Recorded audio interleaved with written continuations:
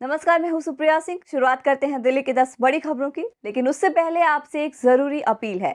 अगर आपने अभी तक द भारत खबर चैनल को सब्सक्राइब नहीं किया है तो अभी सब्सक्राइब कीजिए। हमारी खबरों की डेली नोटिफिकेशन पाने के लिए बेल आइकन को भी जरूर प्रेस करें।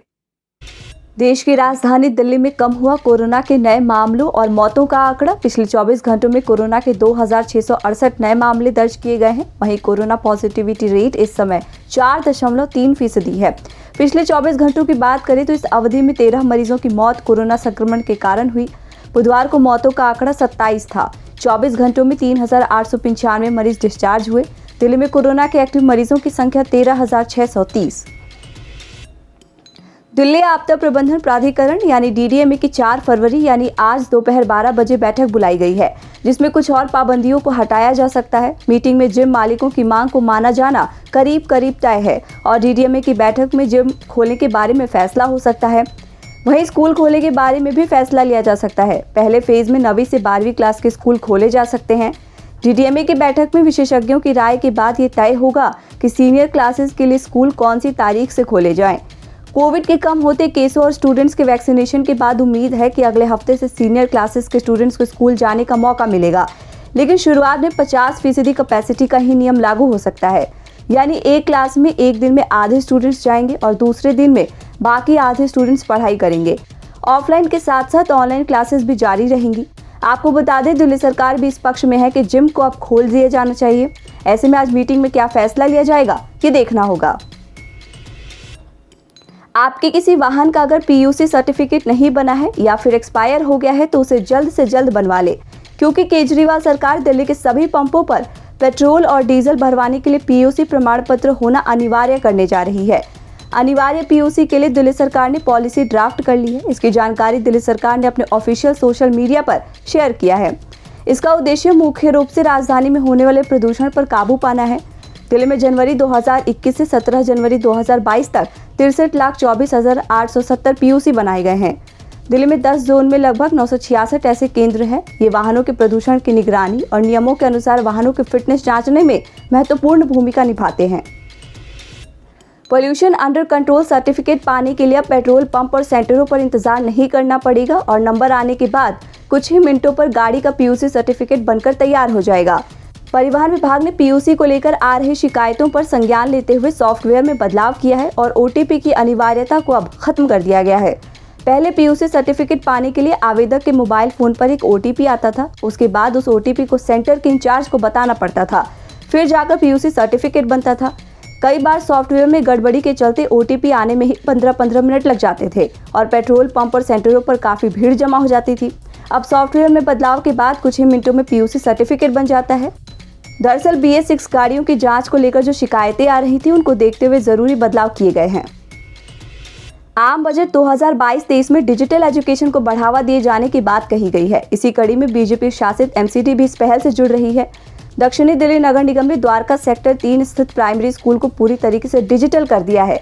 यानी SDMC के स्कूल में अब टैबलेट डिजिटल स्क्रीन से पढ़ाई होगी। बच्चों के लिए डिजिटल माध्यम से शिक्षा ग्रहण करने की व्यवस्था की गई है। नजफगढ़ जोन के द्वारका सेक्टर 3 फेज 3 स्थित स्कूल को SARD NGO के सहयोग से डिजिटल बनाया गया है। यहाँ सभी प्रकार की अत्याधुनिक और नवीनतम सुविधाएं उपलब्ध कराई गई हैं। क्लासरूम में tablet, LED screen, advance podium, internet के माध्यम से बच्चों को पढ़ाया जाएगा। दिल्ली यूनिवर्सिटी ने अगले सेशन के लिए एडमिशन प्रक्रिया की तैयारियां शुरू कर दी हैं। यूनिवर्सिटी के वाइस चांसलर ने एकेडमिक सेशन 2022-23 के लिए एडमिशन के लिए टीम तैयार कर ली है। इसके अलावा फॉरेन स्टूडेंट्स के एडमिशन के लिए भी एक कमेटी बना दी गई है।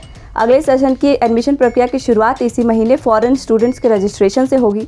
आपको बता दें, इस साल DU में एडमिशन सिस्टम में बड़े बदलाव आ रहे हैं। अंडर ग्रेजुएट कोर्सेज के लिए मेरिट पर आधारित कट ऑफ की बजाय अब कॉमन एंट्रेंस टेस्ट के आधार पर एडमिशन होंगे। इसके अलावा इसी सेशन से UG 3 साल की बजाय अब 4 साल का होगा। बजट में 3 साल के अंदर 400 नई वंदे भारत ट्रेनें चलाने की घोषणा की गई है। नॉर्दर्न रेलवे के मुताबिक वंदे भारत ट्रेनों के कोच और ड्राइविंग कार बनाने का काम तेजी से चल रहा है। दिल्ली में कुछ ट्रेनें इसी साल चलनी शुरू हो जाएंगी। वंदे भारत ट्रेनों में सबसे बड़ा हिस्सा दिल्ली डिवीजन को मिलने की उम्मीद है। इससे दिल्ली आने जाने वाले रेल यात्रियों को काफी लाभ मिलेगा।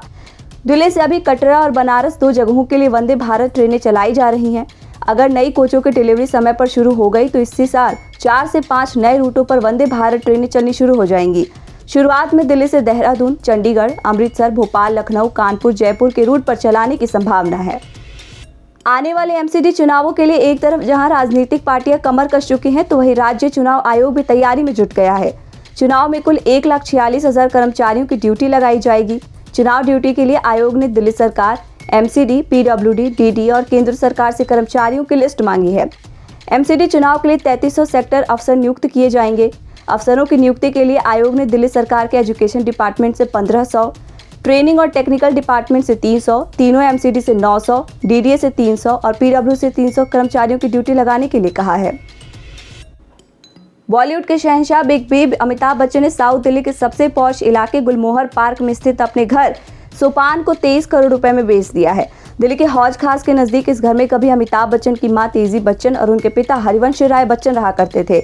मीडिया रिपोर्ट के मुताबिक गुलमोहर पार्क की इस प्रॉपर्टी को निजोन ग्रुप की कंपनियों के सीईओ अवनी बदर ने खरीदी है, जो बच्चन परिवार को 35 सालों से जानती हैं।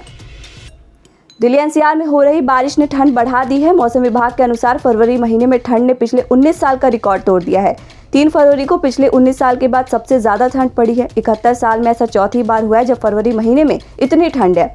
इससे पहले 1 फरवरी 2003 को सबसे ज्यादा ठंड पड़ी थी। मौसम विभाग के अनुसार आज भी बारिश होने की संभावना है। 5 फरवरी से 7 फरवरी तक बारिश नहीं होगी, लेकिन सुबह और शाम के वक्त घना कोहरा पड़ेगा। आप देख रहे थे दिल्ली की 10 बड़ी खबरें। हमारी बाकी खबरों की अपडेट्स पाने के लिए चैनल को सब्सक्राइब कर लीजिए। नमस्कार।